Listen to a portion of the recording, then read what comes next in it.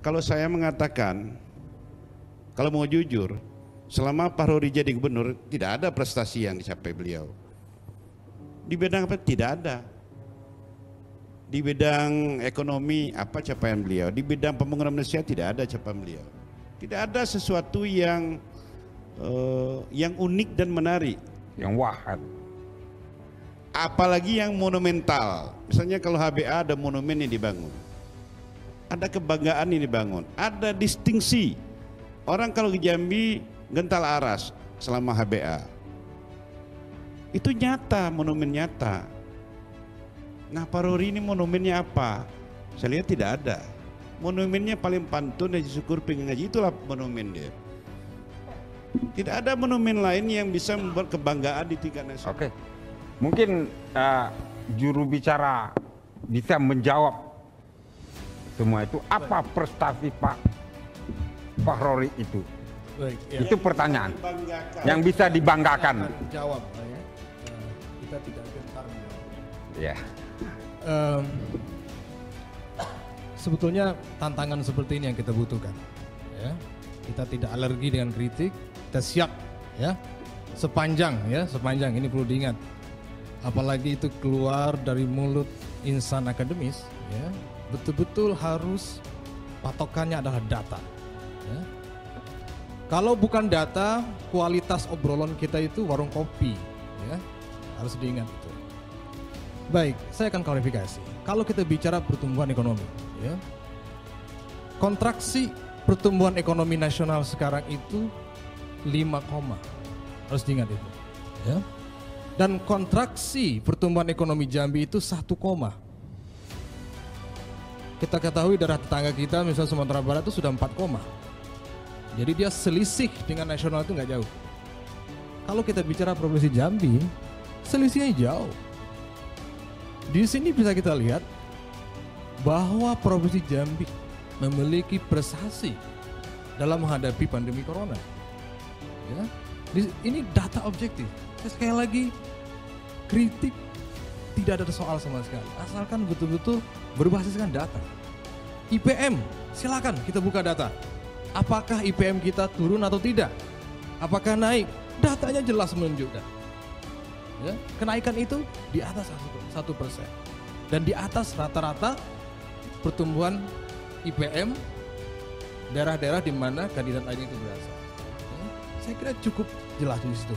Apakah monumen itu dibutuhkan? Saya kira ini cara berpikir yang parsial, ya, sangat parsial dan common sense, ya, apalagi kalau itu keluar dari insan akademis, itu common sense sekali. Ya. Kalau kita bicara monumen, pemimpin-pemimpin lain, jelas. Saya ulang ya, HBA itu tidak berdiri sendiri. Ada Pak Rory di sana. Kalau kita klaim itu prestasi Pak HBA, juga prestasi Pak Rory, gitu. Kalau kita bilang yang monumental, justru monumental ini juga perlu dipertanyakan. Apa yang kita maksud dengan monumental? Kalau bicara simbol-simbol, kalau di bawahnya masih merintih, untuk apa? Tidak terkonfirmasi dalam angka-angka yang objektif. Ya. Jadi kritik itu betul-betul mestinya diimbangi dengan data-data yang real. Itu sekali lagi.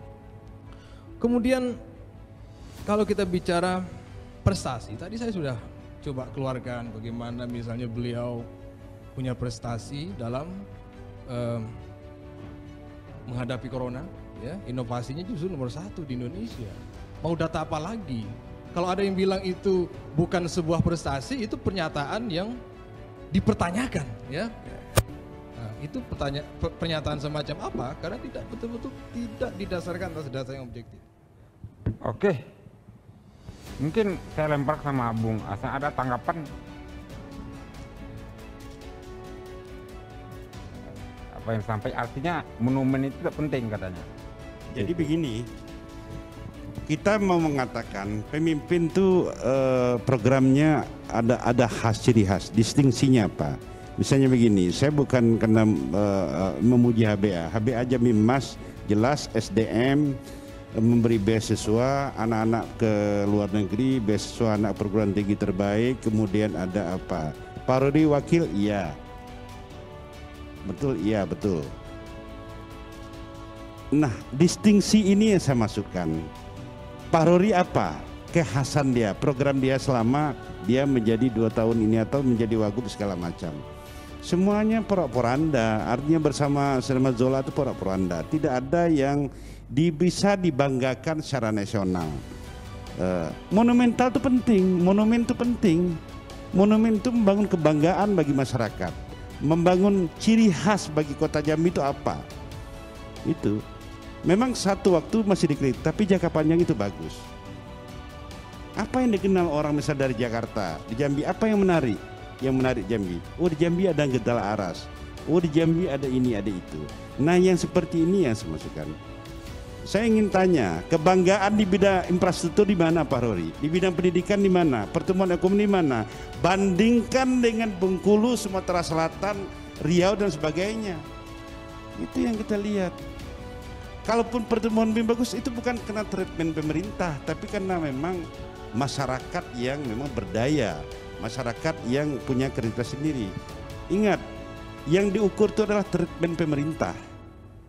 Treatment pemerintah provinsi itu apa dalam konteks pembangunan ekonomi? Treatment pemerintah itu apa dalam konteks pembangunan sumber daya manusia?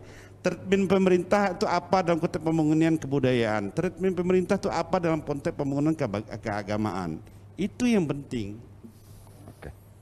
Treatment pemerintah, treatmentnya apa? Lewat kebijakan. Mengukur pemerintah itu lihat dari polisi yang dibuatnya. Nah sekarang pertanyaan, apa polisi selama Pak Rudi menjadi gubernur yang membuat satu karya besar yang bisa membanggakan banyak orang? Satu hal saja, tolong tunjukkan. Di bidang apa? Tunjukkan. Oke, mau dijawab? Bisa saya tanggapi? Boleh singkat aja. Oke. Ini agak panjang sebenarnya Pak, kalau boleh ya. Baik.